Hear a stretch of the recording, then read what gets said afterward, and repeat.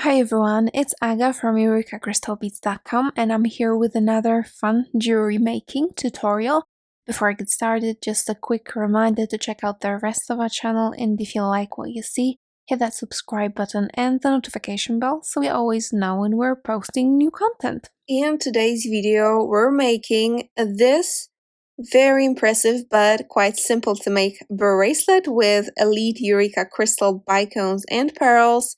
And the technique that I'll be using here is somewhat of a cross between jewelry making, because we're going to be using jewelry wire as opposed to thread and needles. So this is a great technique if you're not really into bead weaving, or you're just starting and you're not very confident about it, but you need a project that's like in between bead weaving and jewelry making. And the stitch that we'll use here is also somewhere between ladder stitch and right angle weave stitch. So each segment has like 4 beads, 2 bicones, and 2 pearls on the side. But it's also going to use both ends of the wire that are going to kind of crisscross in the bead, so like this. So it's really fun, and once you learn it, you can make this bracelet in so many versions. It's super customizable, so you can use 6mm bicones and 4mm pearls like I did on you, or you can swap that and use some 6mm beads and 4mm beads on the side. You can make this so quickly and so many colors. So let me tell you about the supplies you need to make it. Let's start with wire. So you're going to need some wire. I'll be using soft flex wire, and if you have soft touch wire, that's even better because it's going to be more flowy and drapey on your wrist. This one is fine. There was a sticker, so maybe you can't see exactly, but it's fine. So it's 0.014 inches, and I do recommend you use that one to fit 2 strands through your beads. And this one also perfectly fits into 15-ohs. So I would recommend this diameter to use, and I would recommend either 21 strands or 49 strands, because again, this is going to be more drapey than 7 strands. So that's the wire. To finish our bracelet, we're going to need some crimp tubes. We're going to need some crimp covers. I'll also be using some wire guards. These are not obligatory, but I'll be using them because they look super elegant and they protect your wire from wear. I'll also need 2 jump rings in order to attach my magnetic clasps that I'll be using, and I love magnetic clasps for my bracelet. They're very easy to put on yourself and they look very, very elegant.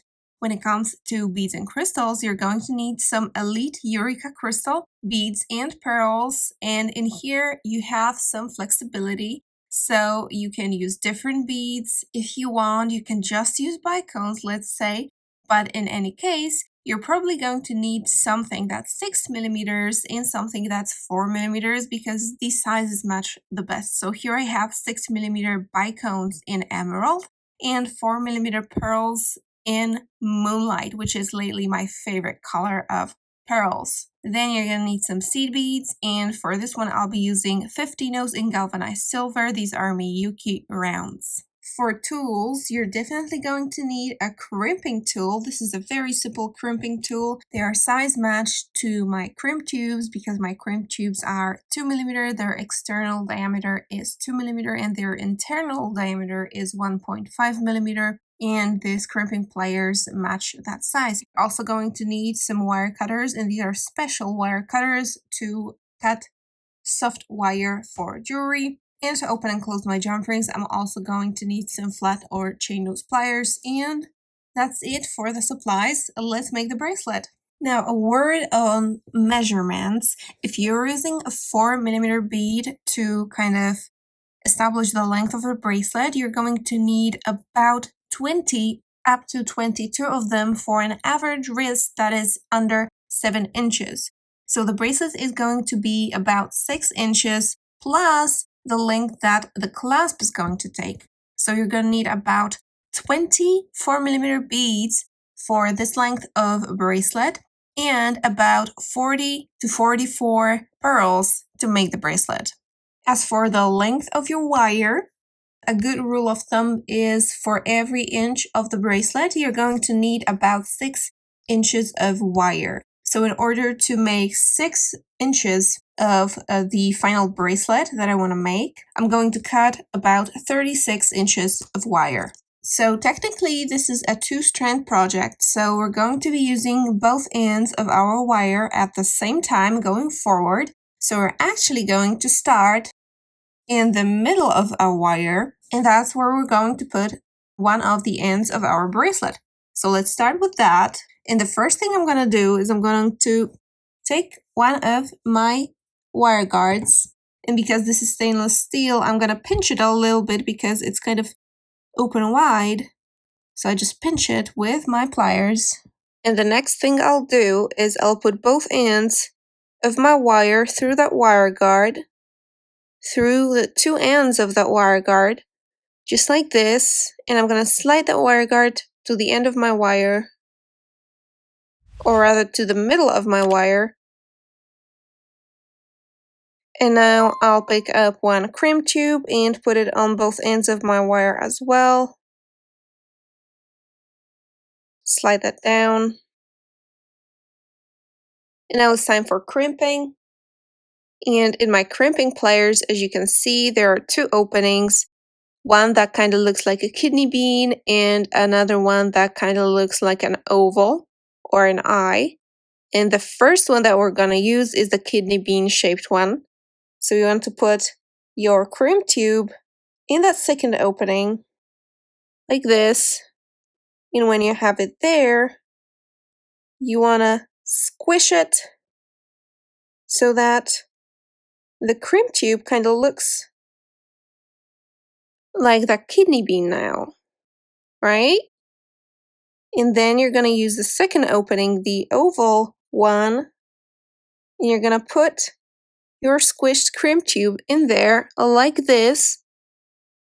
Like, so the kidney bean is kind of standing up in there, and we're doing that so we can fold that crimp tube in half so that you can see a seam down the middle there.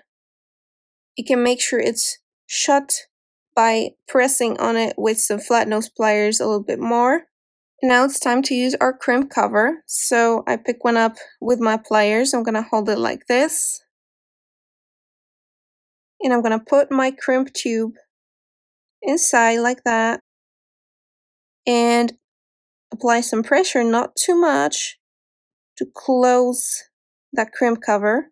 So now it looks like a small silver bead.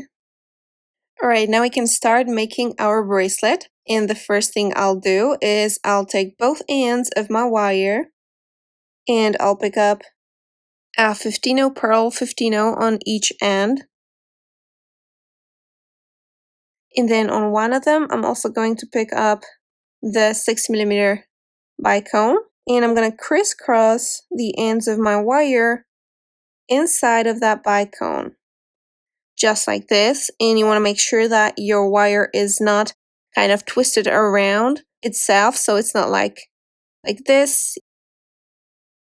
And now if you pull everything together, this is the beginning of your bracelet, nice and elegant. Now for the entire length of the bracelet, you're going to basically just do one thing and one thing only up until the end, when we're going to do the same as here, just in reverse. So what you're going to do is you're going to pick up a 15-0, a pearl, a 15-0 on each end, and then a 6mm bicone on one of the ends, and then crisscross your wire inside the bicone, just like that. And that's all you're gonna do. So again, 15-0 pearl, 15-0 on each end, and then a bicone, and you crisscross. Just like that. Alright, so I'm just going to keep doing that for the entire length of my bracelet, and I'll come back to you when my bracelet is almost done and it's time to finish it off. Alright, and that's my bracelet. Now it's time to finish it. So what we're gonna do is we're gonna pick up a 15-0 pearl, 15-0 on each end, just like in the beginning. Then we want to pick up our crimp tube, and I'm gonna put both ends of my wire through that crimp tube in the same direction.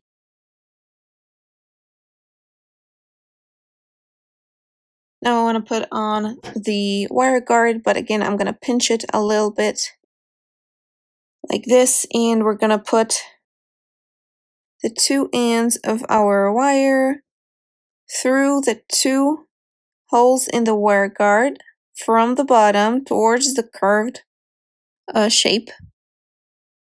It doesn't have to be perfectly pulled together yet. This is what you want to have. And now I'm going to crisscross the ends of the wire. So I'm going to take the upper wire and put it through the lower hole in the wire guard and then go through the crimp tube as well, just like so. I'm going to do the same with the other end of my wire. So with the lower wire, I'm going to put it through the upper hole of the wire guard and through the crimp tube as well. It's a little bit easier if it's a tiny bit loose at this point. So that's what I did. I made it a little bit more loose, and I'm going to go one at a time. So through the wire guard first, and then through the crimp tube. Be careful not to put a kink in your wire. So as I pull it, I make sure it doesn't bend too much. Oh, that popped just right in. I'm going to pull it together, but not too tight because we still need that crimp bead to fit in on there. So that's what I have. Time to crimp. Again, first the kidney bean shape.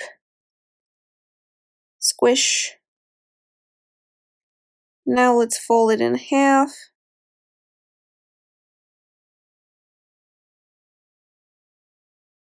Squeeze it a little bit more. Right at this point, we can cut off the excess wire here. And now the only thing left to do is to add on our crimp cover. Squish that one. Finally, the clasp. So I'm going to open my jump ring, put it through the wire guard and through the clasp. Now on the other side.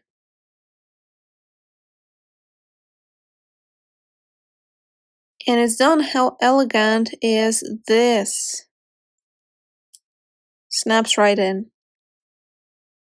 And that's the bracelet. I hope you enjoyed this quick and easy tutorial. I really like this technique because it's super impressive, especially with the crystals and the pearls and some metallic seed beads. I think if you make this for someone as a gift, it's going to be super impressive because it looks like a lot of value, a lot of work, but it doesn't take that much time. So you can make very nice gifts very quickly, or you can make one to match your current outfit in just about half an hour. So it's a really useful technique to know. All of those materials that I use here today can be found at EurekaCrystalBeads.com, including the gorgeous crystals and pearls from ELITE Eureka Crystal. Thank you so much for watching this video, and see you in the next one. Bye!